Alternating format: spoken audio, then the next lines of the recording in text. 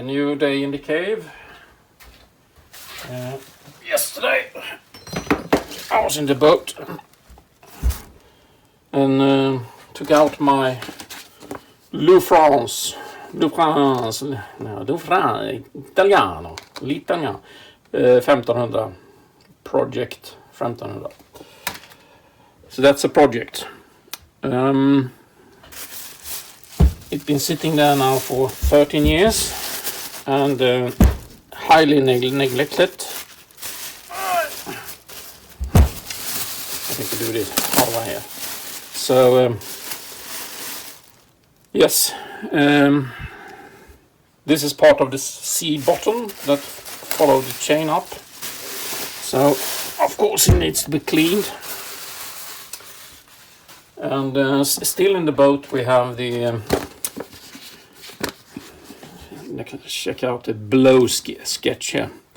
I don't know if you can see that. That plate, a big one here, is still attached to the boat. It's glued down and it's not leaking between the deck and this base plate. There's a big sealant here, it says, but there's actually only a Sikaflex I have because that didn't do for me and it wasn't good enough. So that's still there, but all the rest down here is there. So I do have a distance.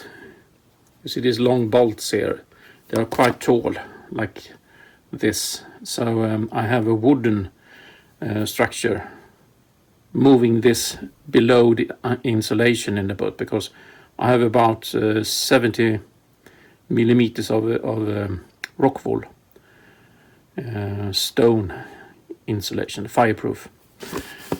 So I need to replace that because that's I haven't taken it away, but because I hadn't the time yesterday, but I think it's rotten, so I need to make a wooden plate looking like this piece with these kind of holes and about 70 millimeters high.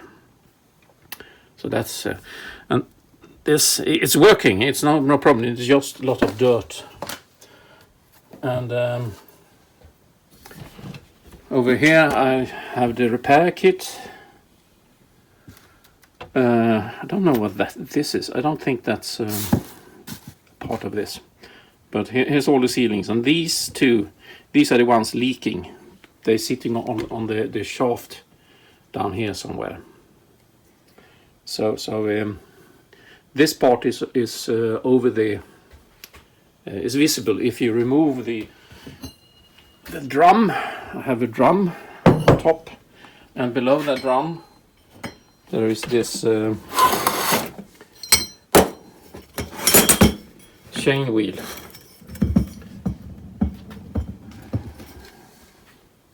So that's what will be fixed.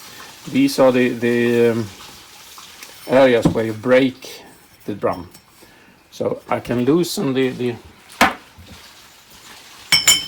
there goes this, and there's another one on the underside, and you see these two are driven by the shaft, but this is rotating freely unless you tighten the top here that goes up here. So I can loosen this and then the drum rotates, but the chain wheel stands still. It's very good when you are warping your vessel for some reason.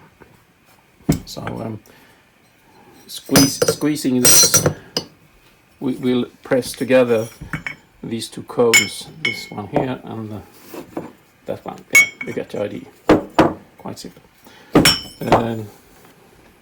I guess there is possible to launch the anchor without electricity. Never tried it, but that should be possible. Losing this, and then you have to pull the chain and anchor out by hand, and then it just would fall. And you can, of course, control the speed with this. This is a big engine or motor. This is the motor part, and here is the collector part, and also the relays that runs the motor. And you have Let's see if I'm not destroying anything here.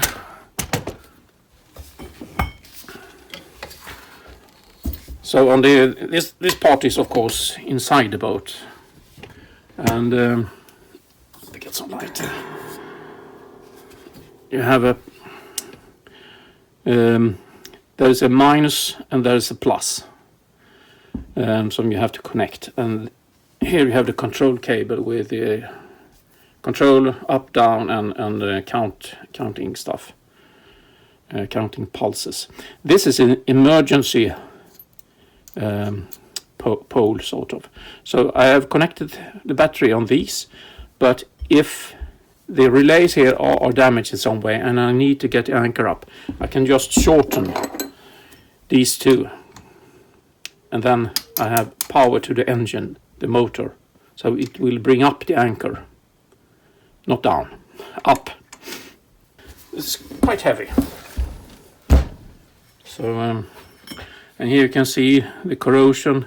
This is bronze, yes, chrome bronze and stainless, most of it. Sorry, that's stainless and these are bronze. You can see I have damaged it a bit because they were stuck on the shaft. So I had to be violent. Alright, so doing that, and this will be ready for the next 13 years. But no, I won't neglect it that much. This kit, maintenance kit, it's a lot of things, lots of bolts and nuts. I don't know if I need it, but it's all marked in yellow. I think that's the part that's included in this kit. So let's see. And I see now that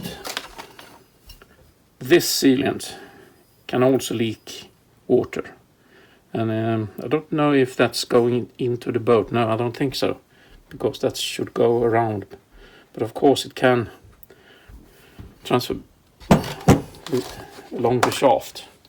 The most important is to have a sealant here. So I don't know the condition here, but there's a groove in this shaft. I don't know why. So I will clean it up. I should oil in this gear. There's a worm gear here. Yep. Let's see what we find eventually.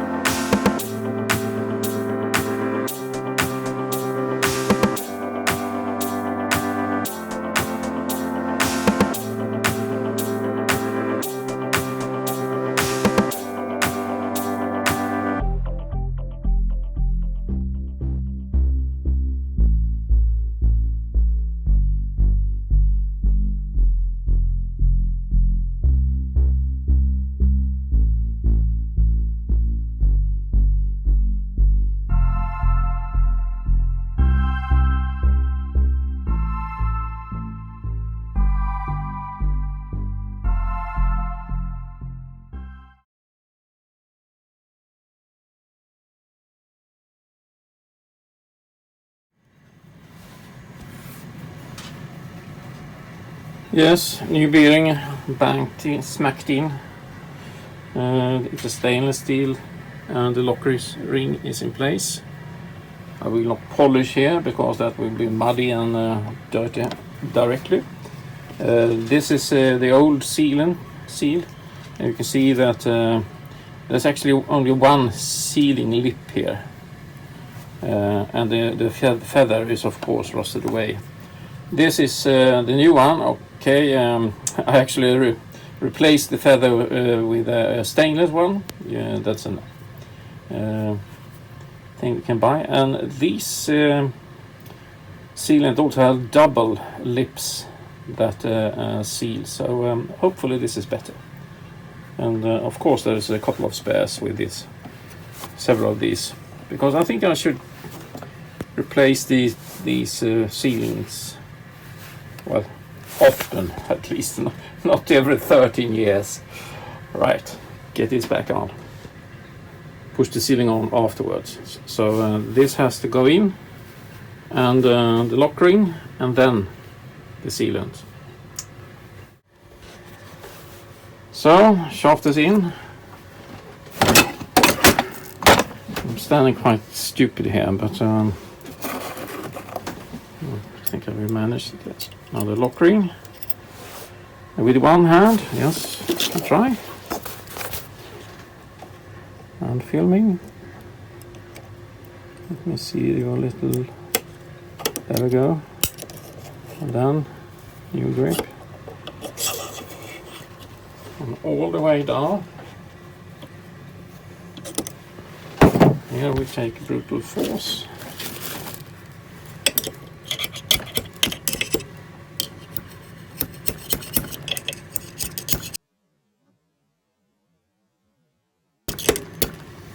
With a better tool, perhaps.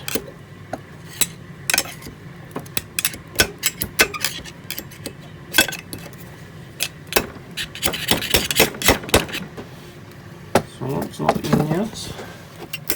There we go, click. So, a bit... vad fan heter övertalningen då?